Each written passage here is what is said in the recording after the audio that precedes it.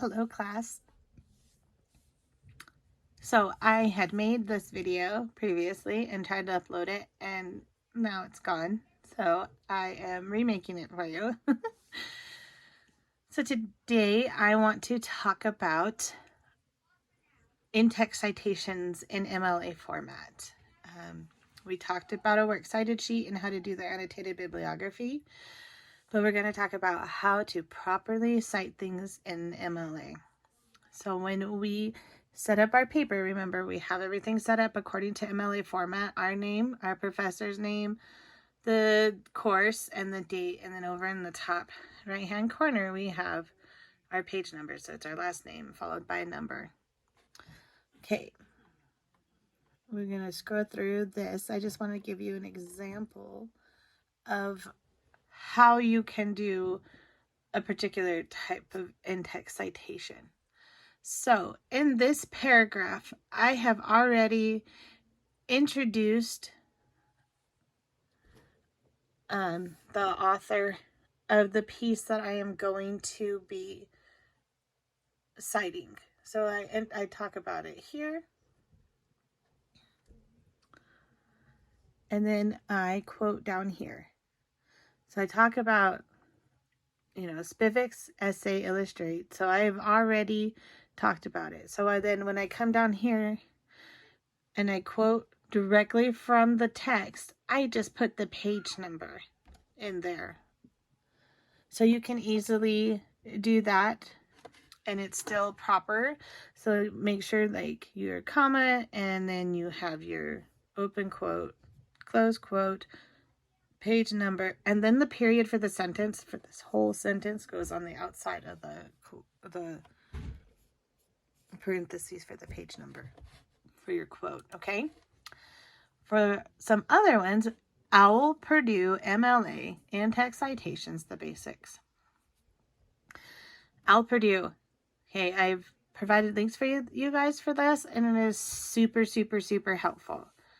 What is fun about this, and this is new, since I've worked on a paper, they have a citation generator here. Now, that's awesome because that talks about like how to cite it on your works cited page, and you can just plug in the information there. Let me close that. So that's amazing. The only thing I want to tell you when you are working with something and it's creating the citation for your works cited page for you, good gravy. What page am I on? So when you get down there and you get to your works cited page, so works cited page is always on its own page. Even if you have room left on the last page of your essay, you're going to insert a page break and then do your works cited page. And it is in alphabetical order by last name of the author. Okay, this is how you cite a book. This is how you cite an article. And if this article has two different authors, so you go by last name, comma, first name of the first author, and then you just put the full name, first name, last name if they have a middle name. If you do a citation generator, sometimes they won't capitalize everything that needs to be capitalized in a title. So you need to look out for that. Additionally, sometimes it's all in caps. So you need to fix that stuff. You need to make sure that there aren't too many spaces on it and that it looks right. Okay? So this in-text citation page, kind of switch back to this here. So this is just like I showed you in that example of the essay I wrote. So Wordsworth stated that romantic poetry was marked by a, quote, spontaneous overflow of powerful feelings, close quote, page number, period.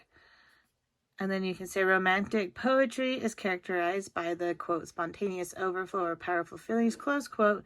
And then in the parentheses, you have the last name of the author and the page number, close the parentheses, and period.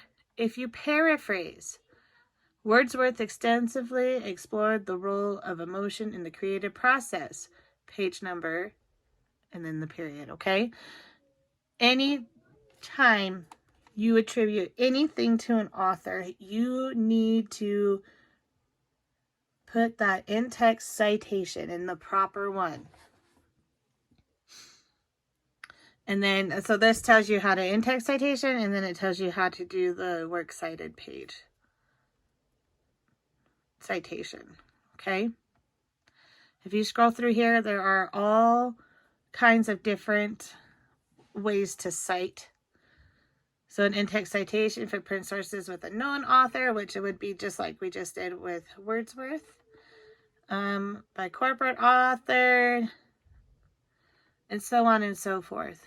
So this has everything that you need to know on how to do it properly in text citation and for your works cited page. That is such a cool, neat thing. But like I said, watch out for those things, like the capitalization, and make sure that the periods are in the right spot, that it's not missing anything. So while these generators are really handy and they're great, they're not infallible, okay?